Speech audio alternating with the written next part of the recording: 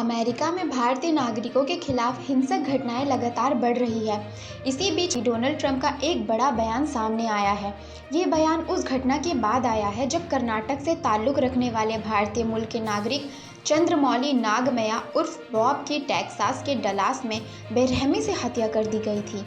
जानकारी के मुताबिक 10 सितंबर को डलास के डाउनटाउन स्वीट्स मोटल में चंद्रमौली की उनके ही सहकर्मी योर्डानिस कोबोस मार्टिनेज ने गला रेतकर हत्या कर दी।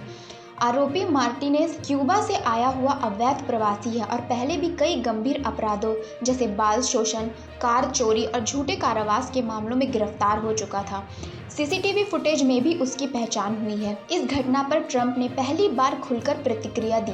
उन्होंने कहा, डलास में भारतीय मूल के एक सम्मानित व्यक्ति की हत्या बेहद भयावह है। उनकी पत्नी और बेटे के सामने एक अवैध क्यूबाई प्रवासी ने ये अपराध किया जो हमारे देश में कभी भी नहीं होना चाहिए था। ये वही अपराधी है जिसे बाइडेन प्रशासन की नरमी के कारण अमेरिका में खुलेआम छोड़ दिया गया था, क्योंकि क्यूबा उसे वापस लेने से इनकार कर रहा था। ट्रंप ने साफ चेतावनी दी कि उनके शासन में अब अवैध प्रवासियों के लिए कोई नरमी नहीं बरती जाएगी।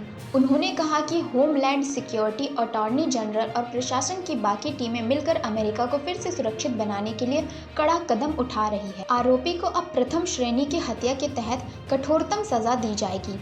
ट्रंप ने इस मौके पर बाइडेन प्रशासन को सीधा निशाना बनाते हुए कहा कि उनकी नीतियों के चलते ही ऐसे खतरनाक अवैध प्रवासी देश में घुसते रहे और अपराध फैलाते रहे।